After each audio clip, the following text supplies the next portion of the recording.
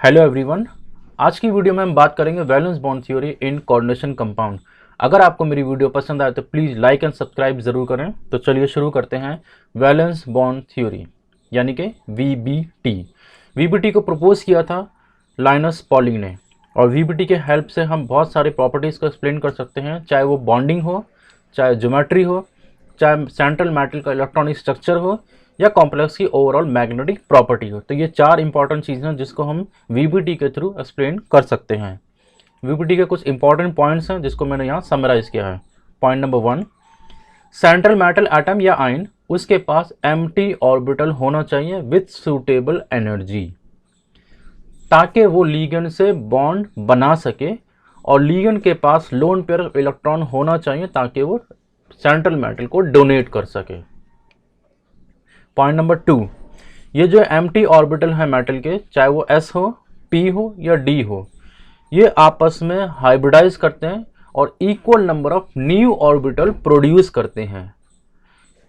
ये जो new orbital produce हुए हैं, इनकी एनर्जी इक्वल होती है, इनका शेप इक्वल होता है, इनकी ज्योमेट्री इक्वल होती है, इनका साइज भी इक्वल होता है। ये हर तरीके से एकदम इक्विवेलेंट होते हैं। इन सभी इक्विवेलेंट ऑर्बिटल्स को हम बोलते हैं हाइब्रिड ऑर्बिटल।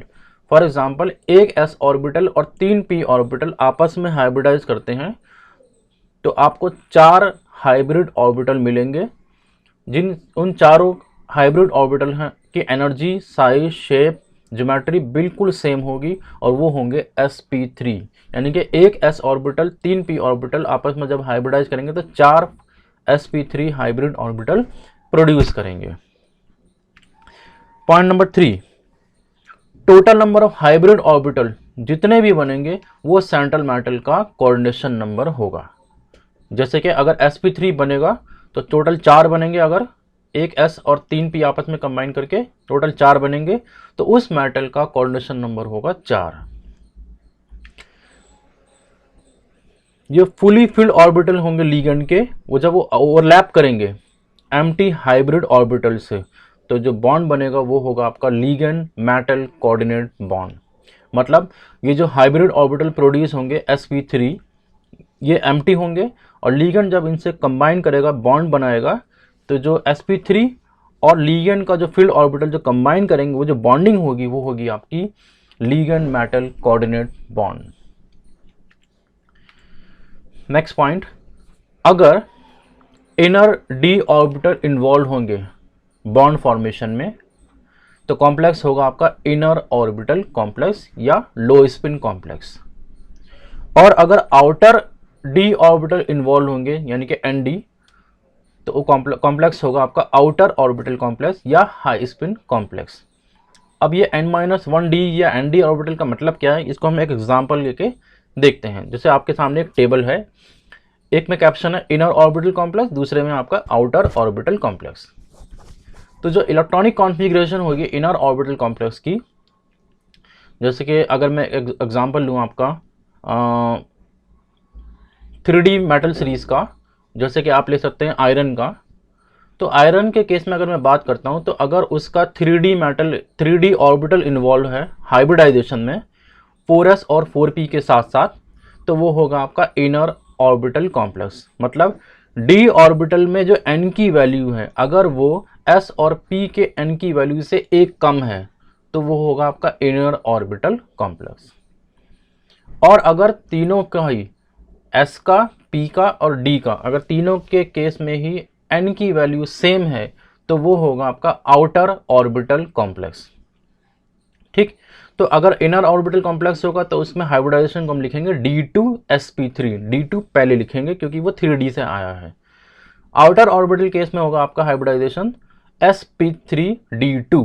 अब d2 हम बाद में लिखेंगे क्योंकि d2 की एनर्जी ज़्यादा थी, वो 4d से आई थी। अच्छा, इसके बाद एक है लो स्पिन है या स्पिन पेयर्ड होगा इनर ऑर्बिटल कॉम्प्लेक्स में, क्योंकि इनर ऑर्बिटल कॉम्प्लेक्स में समहाउ मैनेज करके 2 ऑर्बिटल फ्री किए गए हैं d के। तो ऐसा करने से कई बार क्या होता है कि जो ऑड इलेक्ट्रॉन होते हैं वो पेयर्ड अप हो जाते हैं, वो अभी हम बाद में देखेंगे एग्जांपल के साथ। वो पेयर्ड अप हो जाते हैं और जिसकी वजह से उनका स्पिन पेयर्ड भी हो सकते हैं या स्पिन उनकी कम हो सकती है, लो हो सकती है। आउटर ऑर्बिटल कॉम्प्लेक्स में 3D के इलेक्ट्रॉन इन्वॉल्व ही नहीं होते। अगर वो अनपेयर्ड हैं तो अनपेयर्ड ही रहेंगे, पेयर्ड हैं तो पेयर्ड ही रहेंगे। तो अनपेयर्ड रहने की वजह से वो हाई स्पिन हो सकते हैं या स्पिन फ्री हो सकते हैं। ओके, पहले हम बात करते हैं वीबीटी को हम अप्लाई करते हैं इन 6 कोऑर्डिनेट कॉम्प्लेक्सेस यानी कि ऑक्टाहेड्रल कॉम्प्लेक्सेस में। यहाँ आपके सामने D1 से लेकर D9 तक इलेक्ट्रॉनिक कॉन्फ़िगरेशन दी हुई है, जिसमें D1 से D3 फिल किया और D8 और D9 फिल किया है। अगर मैं D1, D2 और D3 की बात करूं, इन तीनों केसेस में ही मेरे पास कम से कम 2 वैकेंट D ऑर्बिटल तो हमेशा होंगे, D1 में भी, D2 में भी और D3 में भी। तो D1, D2, D3 इन तीनों केसेस में ही इनर ऑर्बिटल कॉम्प्लेक्स की पॉसिबिलिटीज़ है, क्योंकि तीनों केसेस में ही वैकेंट D ऑर्बिटल अवेलेबल हैं, वो भी 2, कम से कम 2। तो इसलिए D1, D2, D3 हमेशा इनर ऑर्बिटल कॉम्प्लेक्स बनाएंगे, जिसमें हाइब्रिडाइजेशन होगी D2sp3, चाहे लिगेंड कोई सा भी हो, किसी तरह का भी लिगेंड हो। D8 और D9 में कुछ भी कर लीजिए, कैसे भी रीअरेंजमेंट कर लीजिए, 2 वैकेंट D ऑर्बिटल पॉसिबल नहीं हो सकते। इस वजह से उसमें इनर ऑर्बिटल कॉम्प्लेक्स बनने की पॉसिबिलिटीज है ही नहीं। तो वो हमेशा आउटर ऑर्बिटल कॉम्प्लेक्स बनाएंगे, जिसमें आपका 4D ऑर्बिटल इन्वॉल्व होगा, या इसकी कॉन्फ़िगरेशन हो जाएगी, हाइब्रिडाइजेशन हो जाएगी sp3d2। तो याद रखें, D1 से D3 inner, D8, D9 outer, irrespective of ligand चाहे कोई भी हो। बात करते हैं D4, D5, D6 and D7, ये जो 4 हैं, इस केस में इनर ऑर्बिटल कॉम्प्लेक्स भी पॉसिबल है, आउटर ऑर्बिटल कॉम्प्लेक्स भी पॉसिबल है। इनर ऑर्बिटल कॉम्प्लेक्स कब बनेगा? जब लिगेंड आपका कार्बन डोनर या नाइट्रोजन डोनर हो, या बाद में हमको पता चला था कि स्ट्रॉन्ग फील्ड लिगेंड हो बेसिकली, जो कि वीबीटी ने नहीं बताया था। तो कोई भी स्ट्रॉन्ग फील्ड लिगेंड अगर है तो वो हमेशा इनर ऑर्बिटल कॉम्प्लेक्स बनाएगा with D4, D5, D6 and D7 system. और अगर वो वीक फील्ड लिगेंड है जैसे कि ऑक्सीजन या हेलोजन डोनर, उस केस में हमेशा आउटर ऑर्बिटल कॉम्प्लेक्स बनाएगा, अगर system D4, D5, D6 and D7 system है। तो समराइजेशन कुछ ऐसा है, D1 से लेकर D3 तक inner, D8, D9 outer, D4, D5, D6, D7 depend करता है लिगेंड क्या है। अगर स्ट्रॉन्ग फील्ड लिगेंड है जैसे कार्बन नाइट्रोजन तो इनर, वीक फील्ड लिगेंड है जैसे कि ऑक्सीजन हेलोजन तो आउटर। एग्जाम्पल लेते हैं पहले D1 सिस्टम का, और जिसमें कॉम्प्लेक्स है आपका हेक्सा अमीन टाइटेनियम या हेक्सा एक्वा टाइटेनियम। एक हमने स्ट्रॉन्ग फील्ड लिया अमोनिया अमीन, और एक हमने वीक फील्ड लिया वाटर मॉलिक्यूल या एक्वा मॉलिक्यूल।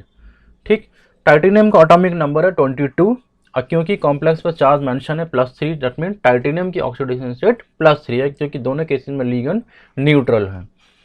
तो इलेक्ट्रॉनिक कॉन्फ़िगरेशन हो जाएगी ग्राउंड स्टेट में आपकी 3D1 4s0 4p0। इसके पास पहले से ही 2 वैकेंट D ऑर्बिटल हैं, तो एक्साइटेड स्टेट में रीअरेंजमेंट की कोई ज़रूरत नहीं है, बिल्कुल सेम रहेगी जैसे कि ग्राउंड स्टेट में थी।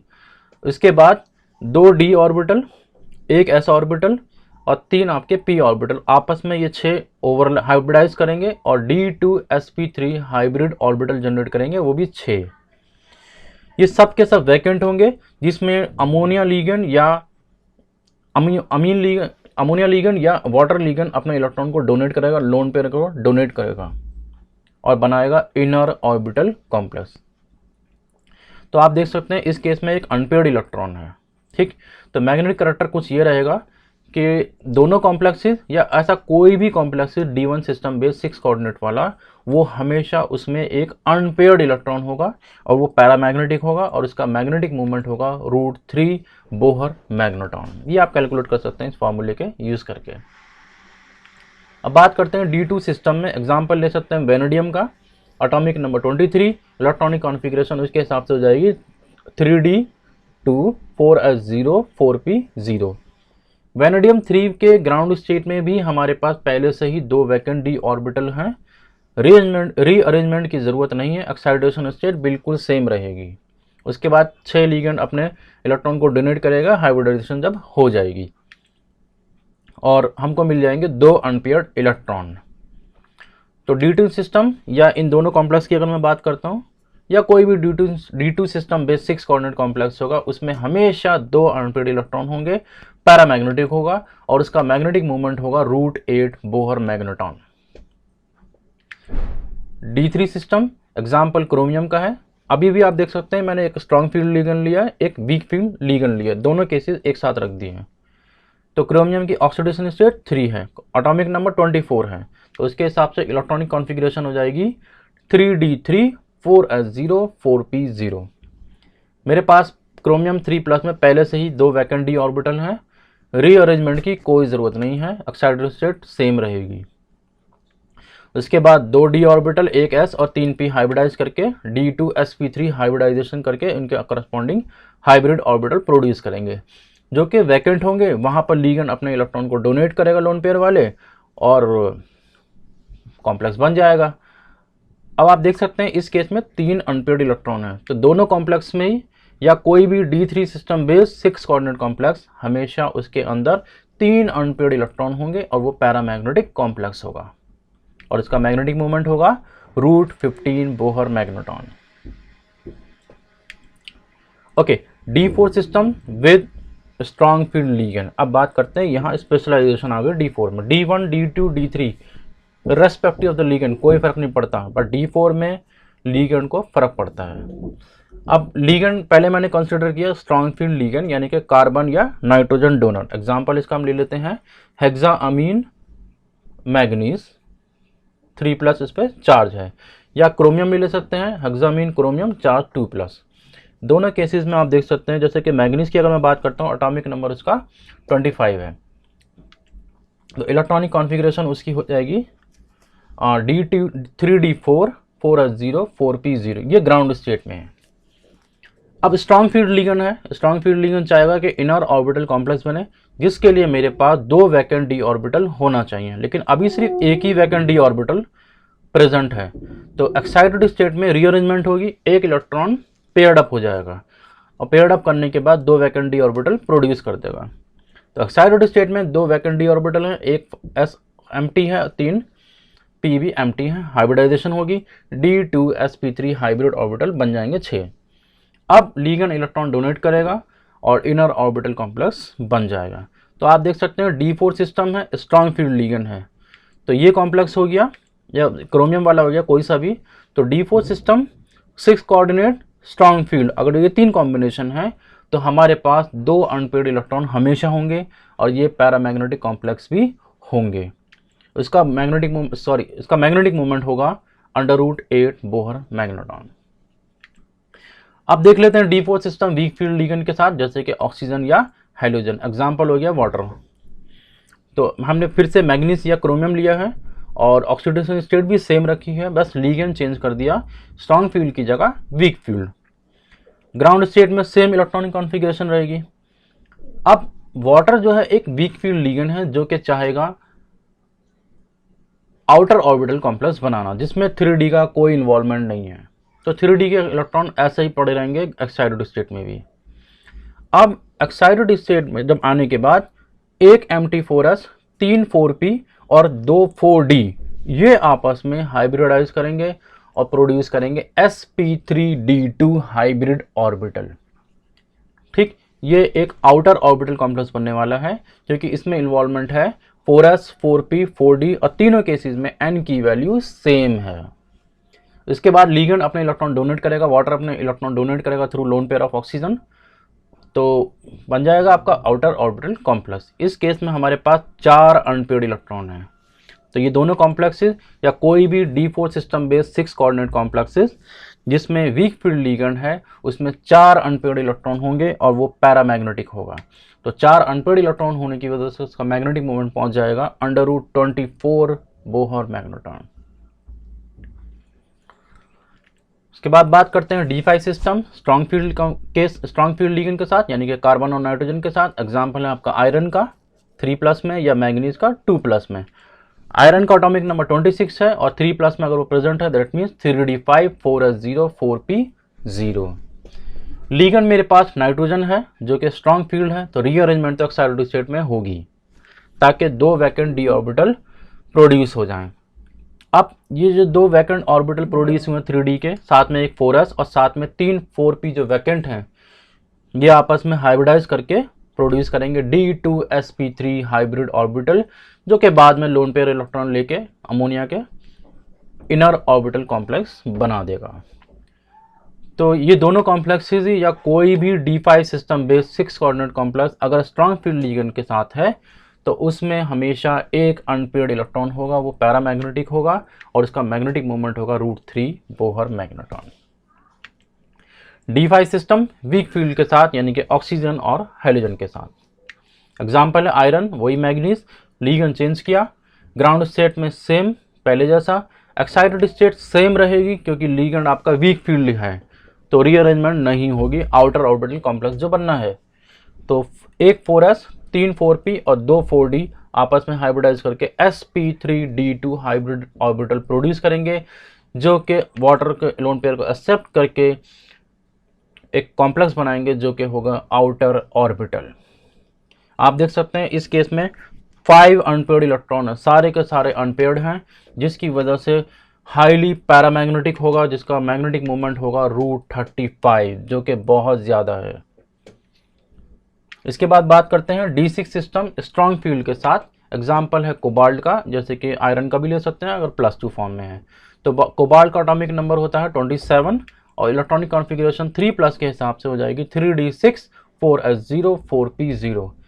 इस केस में भी हम एक्साइट कर सकते हैं और इलेक्ट्रॉन को रीअरेंज कर सकते हैं क्योंकि स्ट्रॉन्ग फील्ड लिगेंड है, ताकि हमारे पास 2 वैकेंट d ऑर्बिटल जनरेट हो जाएं। अब ये जो 2 वैकेंट d ऑर्बिटल जनरेट हुए हैं, साथ में ऑलरेडी वैकेंट s और p हैं, आपस में कंबाइन करके हाइब्रिडाइज करके D2sp3 हाइब्रिड ऑर्बिटल प्रोड्यूस करेंगे, जो कि अमोनिया के लोन पेयर इलेक्ट्रॉन को एक्सेप्ट करने के बाद एक इनर ऑर्बिटल कॉम्प्लेक्स बना देंगे। आप देख सकते हैं इस केस में एक भी अनपेयर्ड इलेक्ट्रॉन नहीं है। अनपेयर्ड इलेक्ट्रॉन ना होने की वजह से ये एक डायमैग्नेटिक कॉम्प्लेक्स है और जिसका मैग्नेटिक मूवमेंट होगा 0। नेक्स्ट है आपका D6 सिस्टम में ही वीक फील्ड लिगेंड के साथ ऑक्सीजन या हेलोजन के साथ। एग्जाम्पल आप वाटर ले सकते हैं, कोबाल्ट का सेम वही इलेक्ट्रॉनिक कॉन्फ़िगरेशन पहले जैसा ही। अब क्योंकि वाटर है तो आउटर ऑर्बिटल कॉम्प्लेक्स बनेगा और रीअरेंजमेंट एक्साइटेड स्टेट में नहीं होगा। तो 4s 4p और 2 आपके 4d के ऑर्बिटल हाइब्रिडाइज करके देंगे आपको sp3d2 hybrid orbital. Later on electron accept करेंगे वाटर के ऑक्सीजन के लोन पेयर से और बन जाएगा आपका एक आउटर ऑर्बिटल कॉम्प्लेक्स जिसमें 4 अनपेयर्ड इलेक्ट्रॉन होंगे।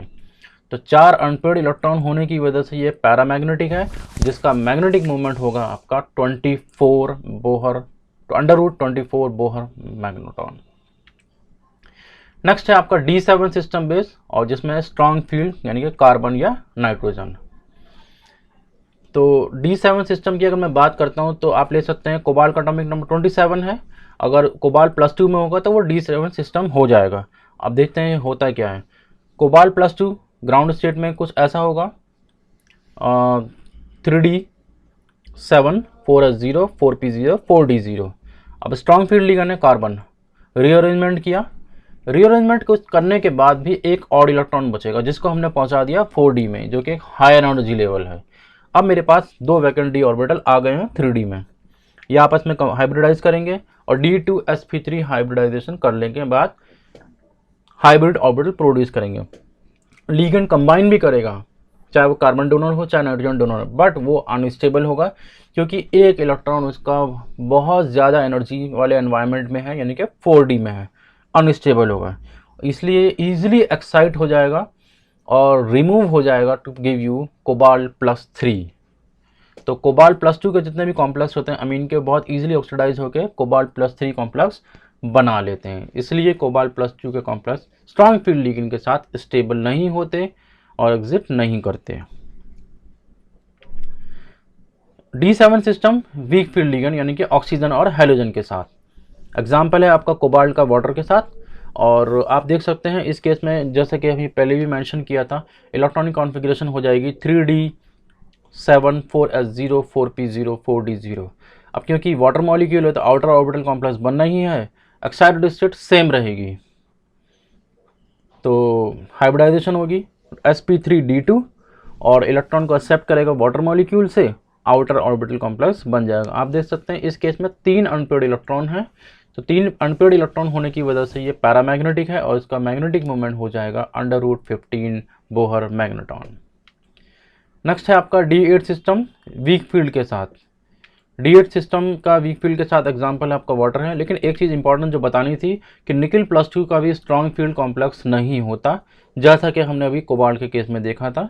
इस केस में भी कोई पॉसिबिलिटीज़ नहीं है, तो वीक फील्ड लिगेंड ही पॉसिबल है D8 सिस्टम में।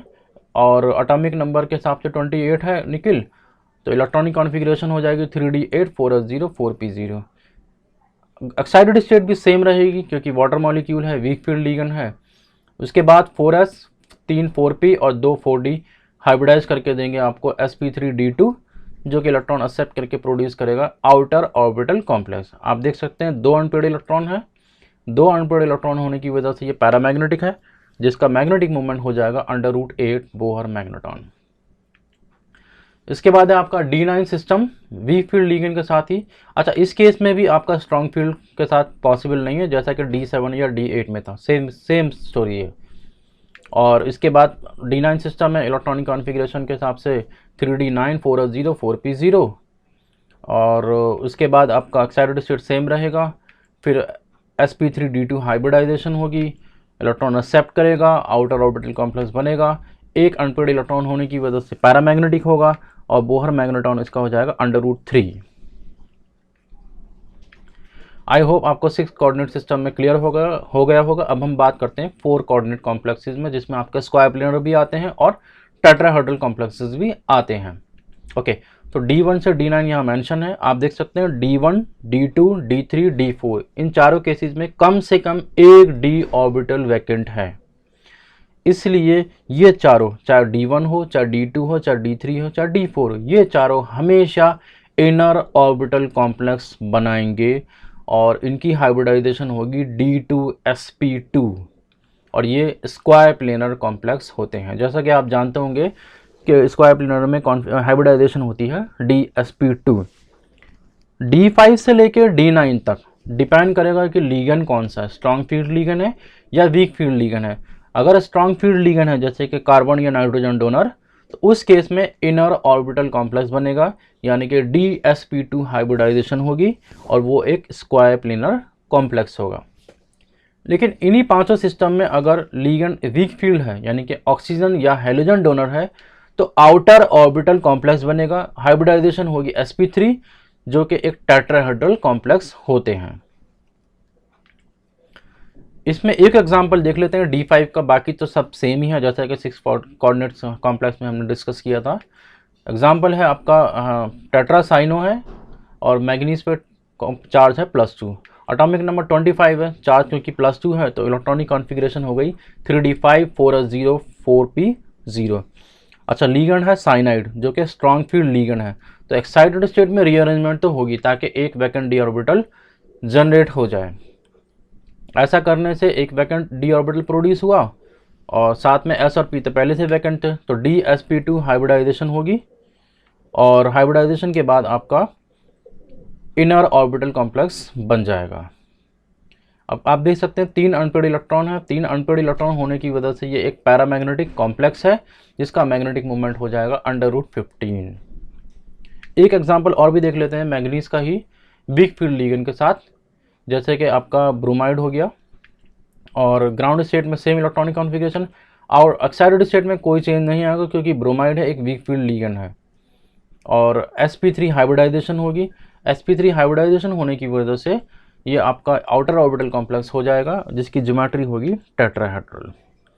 अच्छा, इस केस में नंबर ऑफ अनपेयर्ड इलेक्ट्रॉन है 5, तो 5 होने की वजह से ये पैरामैग्नेटिक हो गया और मैग्नेटिक मोमेंट इसका √35 बोहर मैग्नेटॉन है। VBT के कुछ लिमिटेशंस भी हैं। पहला देख लेते हैं कि इस थ्योरी ने इलेक्ट्रॉनिक स्पेक्ट्रा के बारे में कुछ नहीं बताया था, मतलब कॉम्प्लेक्स का जो भी कलर है उसके पीछे रीज़न क्या है।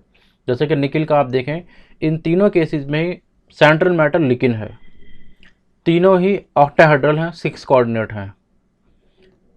तीनों के केसेस में लिगेंड का ही डिफरेंस है, बस सिर्फ लिगेंड के डिफरेंस होने से कलर अलग अलग आ रहा है, लेकिन VBT ने नहीं बताया कि इनका कलर चेंज क्यों हो रहा है या इसके पीछे क्या रीज़न है, VBT नहीं बता पाया। नंबर 2, अगर हम मैग्नेटिक मोमेंट जो कैलकुलेट करते हैं, जो कि अभी हम अब तक करते आए हैं, और जो एक्सपेरिमेंटल वैल्यू है, दोनों अलग अलग हैं। इसका रीज़न बाद में पता चला था कि VBT ने सिर्फ मैग्नेटिक मोमेंट कंसीडर किया था स्पिन ओनली, अनपेड इलेक्ट्रॉन की जो स्पिन होती है उसके हिसाब से, लेकिन एक्सपेरिमेंटली कुछ और भी होता है, क्योंकि रिजल्ट कुछ और आते हैं, क्योंकि थ्योरेटिकली बाद में पता चला कि ऑर्बिटल मूवमेंट भी होता है और स्पिन और ऑर्बिटल कपलिंग होने की वजह से उसका भी कंट्रीब्यूशन होता है। VBT ने उन दोनों फैक्ट को कंसिडर नहीं किया था।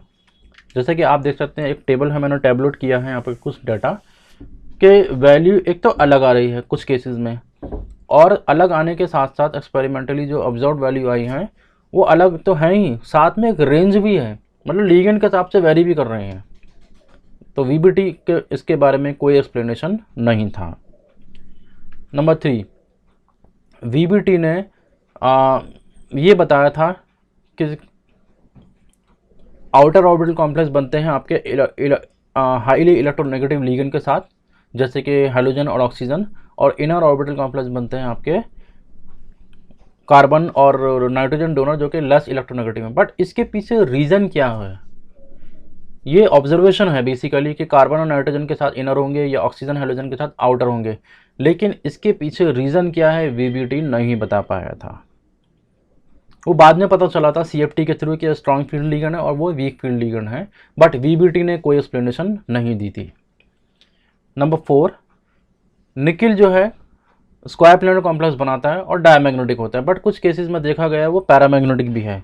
जैसे कि आपके सामने एक टेबल है, तो निकिल एक D8 सिस्टम है, और D8 सिस्टम होने की वजह से उसको आउटर ऑर्बिटल कॉम्प्लेक्स बनाना चाहिए था, और लेकिन कुछ केसेस में देखा गया है कि वो sp3 है, टेट्राहेड्रल है, पैरामैग्नेटिक है, और कुछ केसेस में देखा गया sp3 है, टेट्राहेड्रल बट डायमैग्नेटिक है।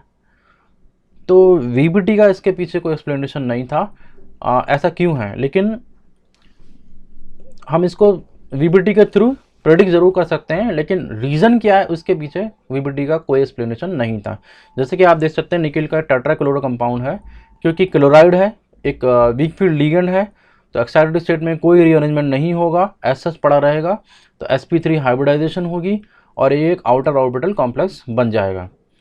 अच्छा, क्योंकि इसमें 2 अनपेड इलेक्ट्रॉन है, इसलिए इसका मैग्नेटिक मोमेंट है √8 बोहर मैग्नेटॉन। ठीक, sp3 होने की वजह से ये एक टेट्राहेड्रल कॉम्प्लेक्स है। निकिल का ही कॉम्प्लेक्स है, अब की बार क्लोराइड की जगह साइनाइड है, यानी कि स्ट्रॉन्ग फील्ड लिगेंड है, तो रीअरेंजमेंट तो करना चाहिए ऑक्साइडेड स्टेट में। अगर हम रीअरेंजमेंट करते हैं तो हमारा इनर ऑर्बिटल कॉम्प्लेक्स पॉसिबल है, यानी कि DsP2, और DsP2 होने की वजह से ये आपका स्क्वायर प्लेनर कॉम्प्लेक्स होगा। अब इस केस में आप देख सकते हैं एक भी अनपेयर्ड इलेक्ट्रॉन नहीं है, तो मैग्नेटिक मोमेंट हो जाएगा उसका 0।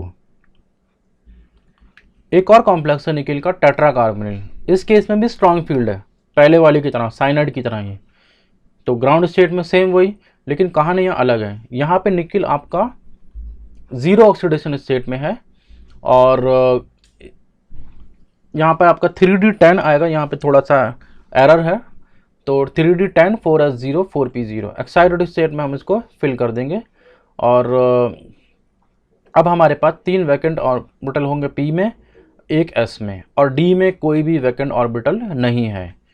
तो ये हो जाएगा आपका sp3 हाइब्रिडाइजेशन, और निकिल टेट्राकार्बोनिल आप देख सकते हैं सारे के सारे इलेक्ट्रॉन पेयर्ड है, डायमैग्नेटिक है, 0 मैग्नेटिक मोमेंट है, और ये एक टेट्राहेड्रल कॉम्प्लेक्स है।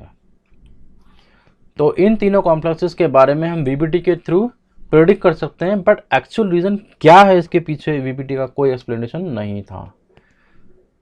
Thanks for watching. अगर आपको मेरी वीडियो पसंद आई है तो प्लीज़ लाइक एंड सब्सक्राइब ज़रूर करें, और मिलते हैं आपसे अगली वीडियो में CFT यानी कि क्रिस्टल फील्ड थ्योरी में।